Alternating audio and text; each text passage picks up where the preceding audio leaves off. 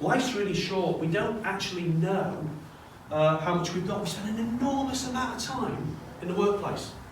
So for 85% of the global workforce to not be highly involved in and enthusiastic about their work or workplace is dreadful. And I suspect out of the 85%, there's probably a good proportion who are kind of just going through the motions, maybe in the right direction for the business, but not in a great direction for their own lives, because they're not highly involved and enthusiastic about the thing they're doing for so much of their lives. And the other bunch are probably, potentially, actively resisting the organisation. They're working against it because there's a sense of resentment. And that's the fault of the leaders. It's always the fault of the leader. If the leader's got the wrong people, it's the leader's fault.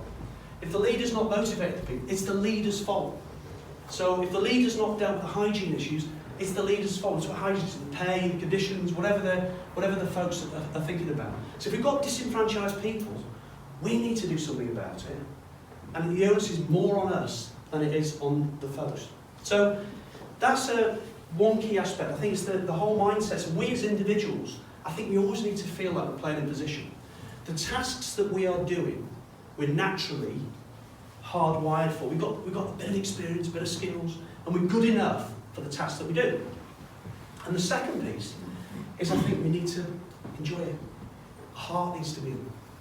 If our heart's in doing something that we are half good at, we don't have to be brilliant at it, that's going to make us better and better and better. So when we're as leaders, in many ways, it's well worth considering and thinking about our team in that light. Are they in a task that they can actually do? Okay. And are they really enjoying it? If they're not enjoying it, you've probably got the wrong fit there, somewhere on the line. The third piece, as an individual, is have you got, in your role, the right support, the right environment, the right team, the right finances, whatever it might be to enable you to be a successful role? And the fourth is the culture.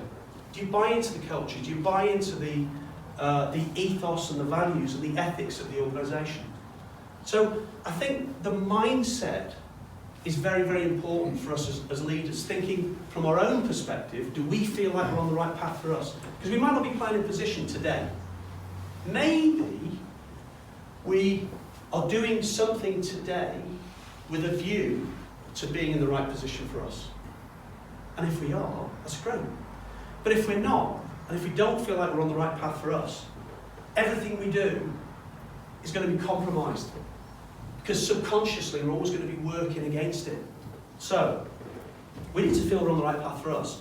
And we need to feel confident that our people feel like they're on the right path for them.